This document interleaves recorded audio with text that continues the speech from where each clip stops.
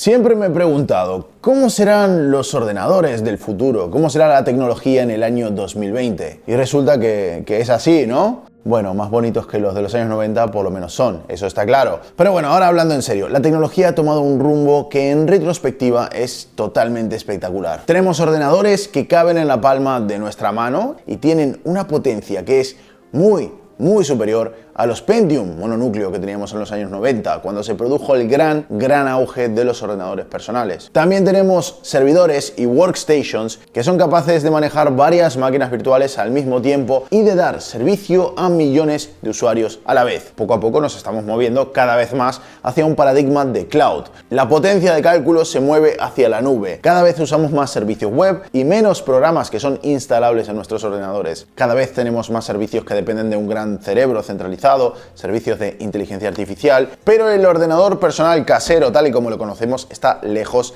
de desaparecer. Estamos en primera fila los miembros de la PC Master Race y los creadores de contenido, que cada vez crecemos más como mercado clave para las marcas. Compramos componentes de altísima calidad con unas capacidades de cálculo que nunca imaginamos realmente tener en nuestras casas. Componentes como, por ejemplo, por mencionar uno, ¿no? Procesadores de entre 8 y 16 núcleos, que antes únicamente estaban pensados para centros de cálculo, superordenadores, cosas por el estilo. Así que bienvenidos al futuro de la informática, el presente y el futuro. A pesar de la escasez y de algunos años de estancamiento, las cosas empiezan a moverse rápido una vez más y la aceleración parece que no se va a detener. Yo soy Nate y hoy vamos a hablar de una de las tecnologías que se ha visto forzada a evolucionar para estar a la altura de los tiempos que corren. Hablamos de DDR5, las RAMs del futuro. Pero antes de comenzar, un mensaje de nuestro sponsor. Este vídeo está patrocinado por GVG Mall. GVG Mall es una tienda de claves de software donde podrás comprar claves de Windows legales a un precio súper reducido.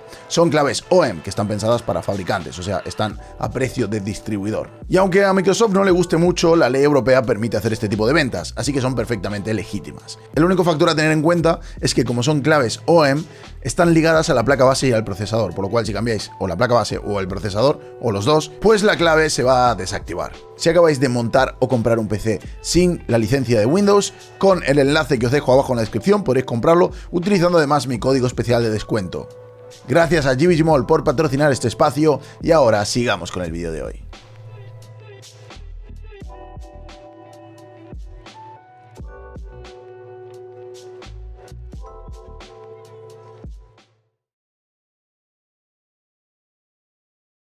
Ok, antes de empezar quiero comentar también que el motivo por el que estamos haciendo este vídeo es que es parte de una campaña de lanzamiento mundial por parte de G.Skill para promocionar sus nuevas memorias. G.Skill nos envió las memorias y nos pidió que comentásemos cuáles son las novedades en DDR5 y nos pareció súper interesante hacerlo, sobre todo teniendo detrás el apoyo de una marca como G.Skill para resolver todas las dudas técnicas que pudiésemos tener durante el camino, ¿no? Primero que nada, en este vídeo vamos a omitir ciertos detalles técnicos que ya hemos tratado en otros vídeos, como por ejemplo qué es DDR, cómo funciona la tecnología de Double Data Rate, cuál es la historia de la RAM, cómo funcionan sus tecnologías. Si te quieres enterar de todo esto, te recomiendo muchísimo que te mires nuestra serie de todo sobre la RAM, básicamente porque allí lo explicamos todo. Los vídeos son un poco técnicos, pero al final del día, para entender ciertos conceptos hay que mancharse las manos. En cualquier caso, hoy vamos a ver la RAM desde otra perspectiva. En el pasado hablamos de DDR como la tecnología de Double Data Rate, una tecnología a través de la cual la RAM puede ejecutar órdenes, tanto cuando la señal de reloj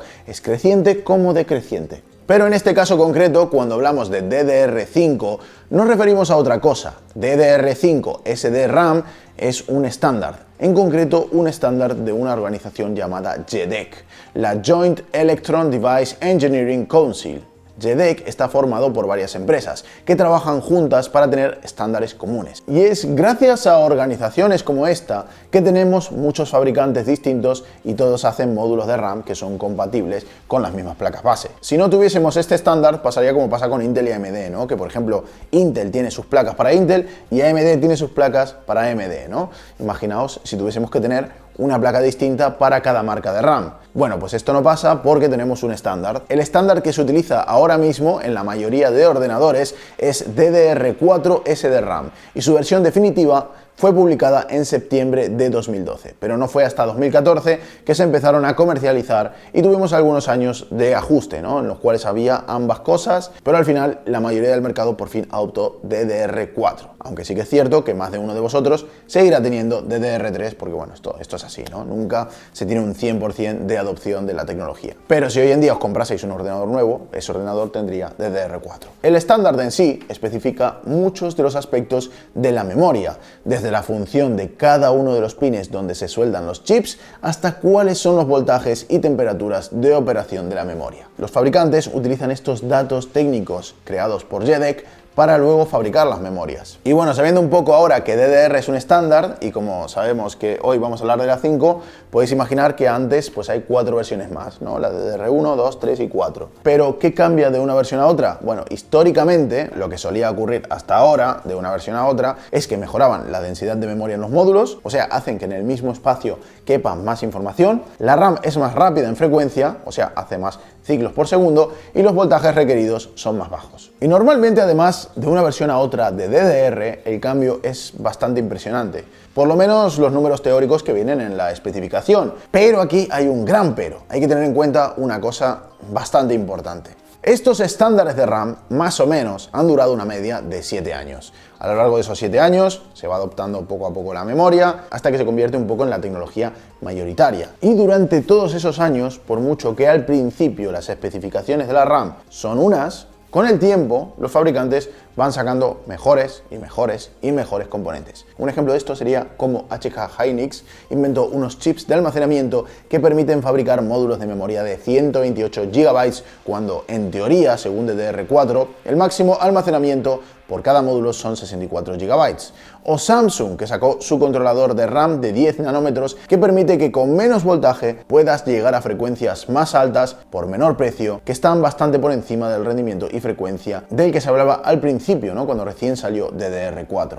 En general, al principio se habla de una serie de frecuencias, pero con los años van aumentando y aumentando, hasta que, por ejemplo, en estos últimos módulos hemos visto 5000 MHz, que esto si te lo dicen en 2014, que iban a haber módulos de RAM de 5000 MHz, te explota la cabeza. Por lo cual, el efecto de esto es que cuando empieza una nueva generación, como por ejemplo en este caso DDR5, hay un cierto solapamiento entre las mejores DDR4 y las nuevas DDR5. DDR5 es emocionante, pero no va a ser el día y la noche, ¿vale? Para poder sacarle realmente el máximo partido a DDR5 vamos a tener que esperar unos años. Ok, volviendo al tema de antes, ¿por qué inventar DDR5 si ya tenemos DDR4 que cada vez va mejor? Bueno, pues resulta que DDR4 también tiene sus limitaciones y llega un momento en el que los fabricantes empiezan a tener problemas para mejorar aún más las memorias y toca sentarse y repensar la forma en la que está funcionando internamente esta memoria. ¿Realmente es la mejor forma, la que mejor se adapta a los tiempos que corren? Bueno, resulta que en los últimos 10 años, en concreto desde 2010,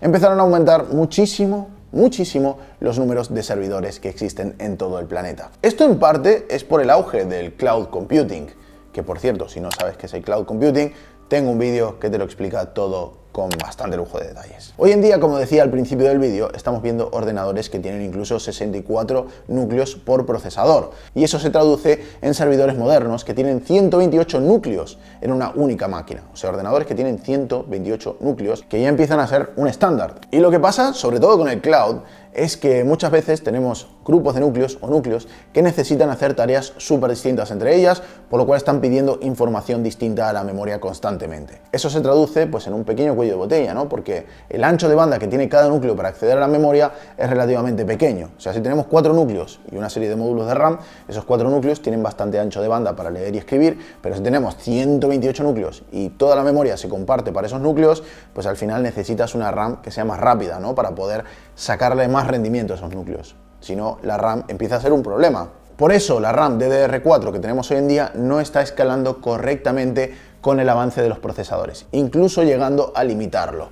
Ese es el principal problema que tenemos hoy en día y es el foco principal el gran reto que tiene que enfrentar esta DDR5. Básicamente DDR5 se ha enfocado en solucionar este problema, más ancho de banda para más núcleos en procesadores que trabajan en procesos paralelos. El segundo gran cambio que hubo los 10 últimos años son los móviles, que tienen un problema muy específico, y es que dependen de baterías, y las baterías pues mejoran de forma muy lenta. Lo que se está haciendo por otra parte para poder aumentar la autonomía y que la batería dure más, es crear chips que cada vez consumen menos, que son más pequeños y que en menos superficie agrupan más componentes. Estos dos frentes, los de los móviles y los servidores, hoy en día representan casi un 70% de los dispositivos que usan RAM en el mundo, así que como podéis imaginar son bastante importantes. Así que sabiendo qué es DDR, cuál es el estado actual de la tecnología y cuáles son los motivos que existen para pasar a un nuevo estándar, vamos a ver cuáles son las mejoras y lo nuevo que nos trae este DDR5. La primera gran mejora son las frecuencias. En el estándar de DDR4 íbamos de 1600 megatransfers por segundo a 3200 megatransfers por segundo.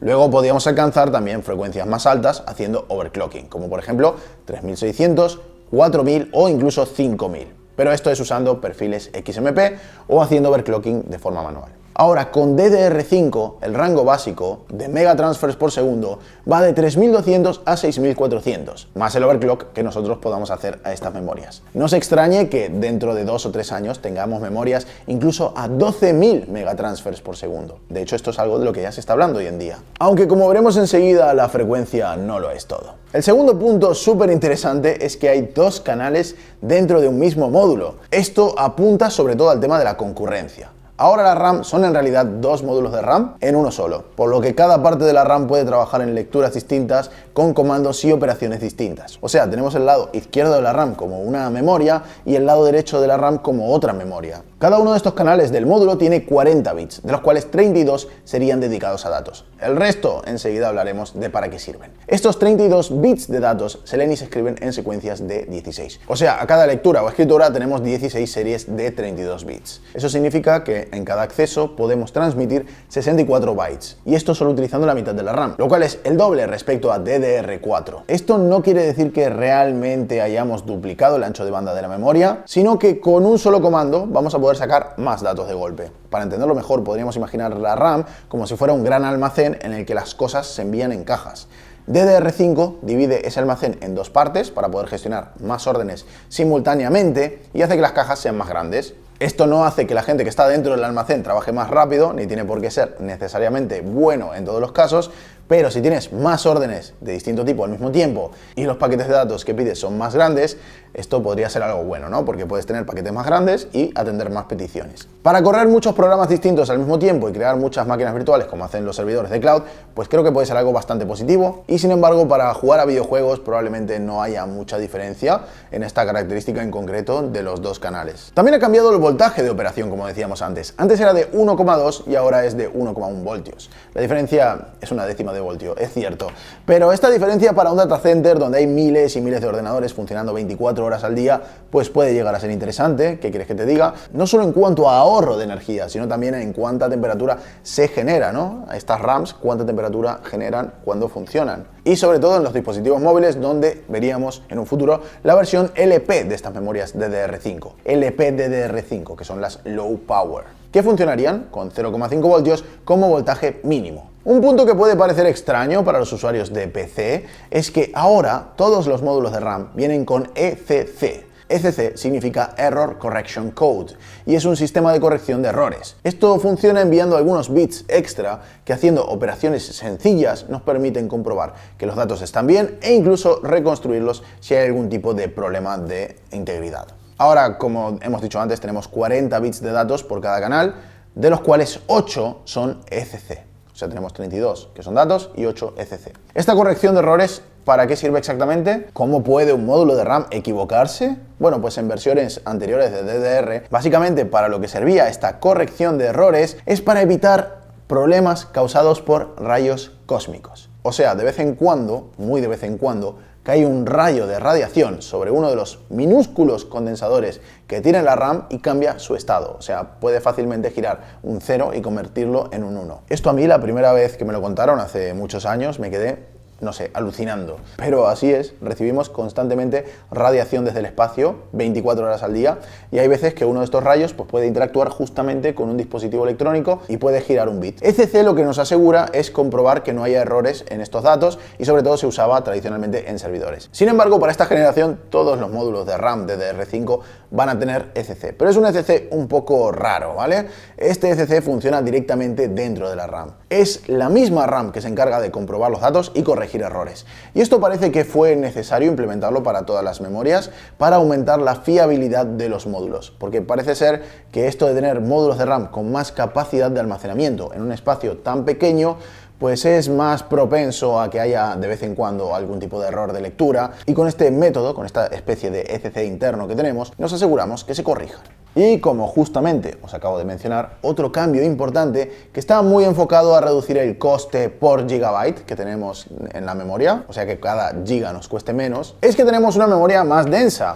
Con DDR4 el máximo eran 16 gigabits por cada chip. Ahora son 64 gigabits, por lo que podríamos llegar a ver módulos de RAM de 256 gigabytes. Eso en un único módulo, pero bueno, en el futuro, ahora mismo no. Aunque ya sabéis, los fabricantes también acaban haciendo de las suyas y no me extrañaría que cuando salga DDR6 tuviésemos alguna bestialidad como un módulo de memoria de 500 gigabytes de RAM. O por ejemplo un kit de 2 sticks de memoria que sea 1 tera de RAM, ¿no? Un punto muy importante también, el nuevo PMIC, Power Management Integrated Circuit, que es un circuito integrado de Power Management, o sea, de manejo de energía. Antiguamente en DDR4 era la placa base quien se encargaba de alimentar la RAM y el procesador quien decidía los niveles de voltaje. Ahora lo que se ha incluido es un nuevo circuito integrado dentro de la RAM que es el que maneja la alimentación del mismo módulo desde dentro. En otras palabras, ahora la RAM decide y maneja sus propios voltajes en todo momento. Sí que podemos tocar temas desde el procesador, sí que hay un voltaje general para la RAM,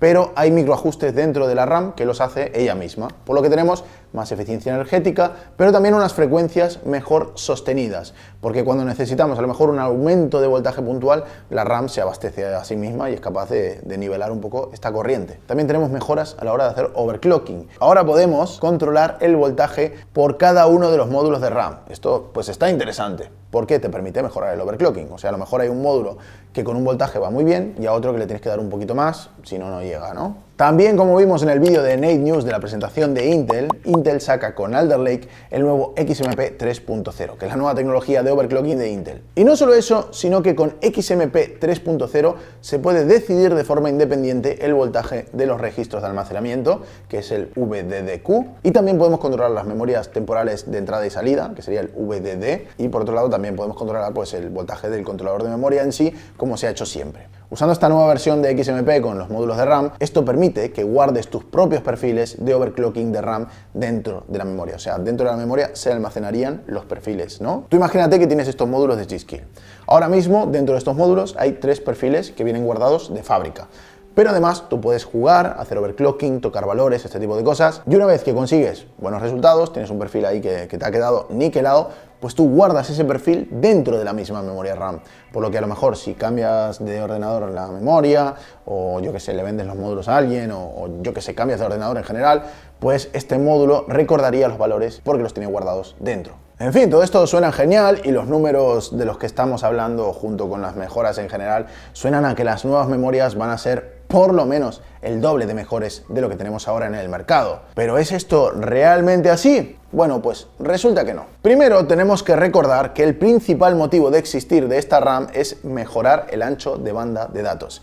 Y si os habéis fijado, normalmente cuando hablamos de memoria RAM, nunca hablamos de ancho de banda. O sea, no hablamos de gigabits por segundo o gigabytes por segundo ni nada por el estilo. Sino que hablamos de hercios o transferencias por segundo y además también hablamos de latencias. Esto es porque el número sería bastante sacado de la manga. Lo que sí podemos saber es el máximo teórico.